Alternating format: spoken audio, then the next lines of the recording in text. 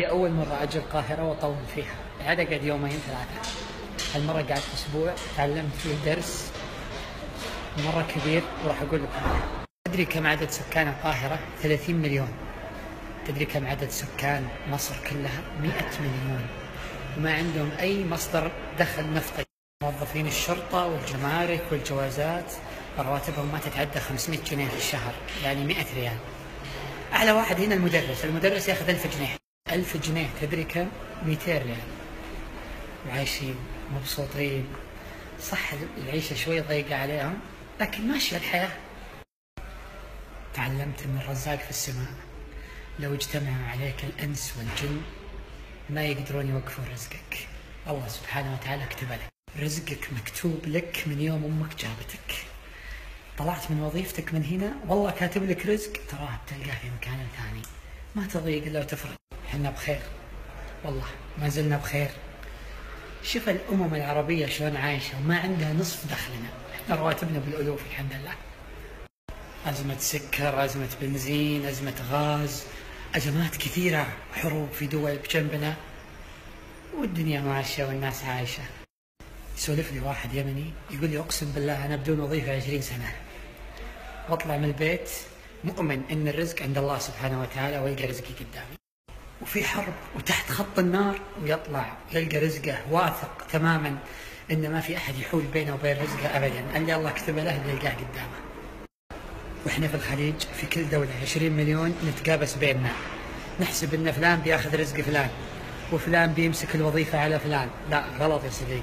امس صار قدامي موقف اثر فيني. كنت راكب مع راعي تاكسي مصري واضح عليه غلبان، وجت حرمة سورية تبيع بقلاوة. قالت له أنا سورية ولا جاي هنا وأبغى أصرف على أولادي واشتري مني. فطلع من جيبه 20 جنيه، ترى الجنيه هنا يسوى، ما أعطاه إياه ولا أخذ منها، وما أخذ منها البقلاوة.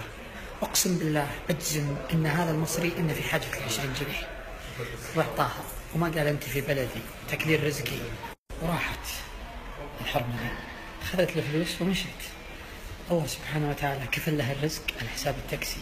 والله كفل التاكسي الرزق علينا. أنت متخيل فقير يطعم فقير؟ هذا اللي ينفق لا يخشى الفاقة والله. وحنا الله معطينا خير ونتذمر من وجودهم في بلدنا.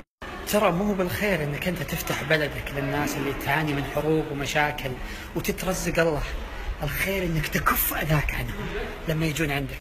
الفكر الصهيوني اللي كلنا نحمل أن هذا بلدي، ترى هذا غلط. هذا بلد المسلمين. مصر هي بلد المسلمين، السعودية هي بلد المسلمين، اليمن هي بلد المسلمين. في عهد الرسول صلى الله عليه وسلم والخلفاء الراشدين كانت هذه الدول دولة واحدة وأرض المسلمين واحدة، تصرف الزكاة في الشام وترسل إلى اليمن. الرسول صلى الله عليه وسلم قال إنما المؤمنون إخوة، ما قال إنما المصريون إخوة ولا إنما السعوديون إخوة ولا الخليجيون إخوة. لا، لأني أحب المصطفى صلى الله عليه وسلم لازم إني أنا أشعر إن هذاك أخوي المسلم حتى لو إنه إثيوبي، ولو جاء عندي في بلدي فهو يأكل من رزق الله سبحانه وتعالى. حنا في سعة في خير ونتحاسد نتباغر، فلان أخذ حق فلان، فلان ضيق علي، وفلان. شوف ذولي مصر 100 مليون وضيق في العيش ما عندي. أقسم بالله متى ما طهرنا قلوبنا من الحسد اعرفوا إن الله سبحانه وتعالى بيرفع عننا الغلا والوباء وكل شيء ما هو بزين. إي والله. استودعكم الله، نشوفكم إن شاء الله اليوم في مطار ثاني، راح نغادر القاهرة في أمان الله.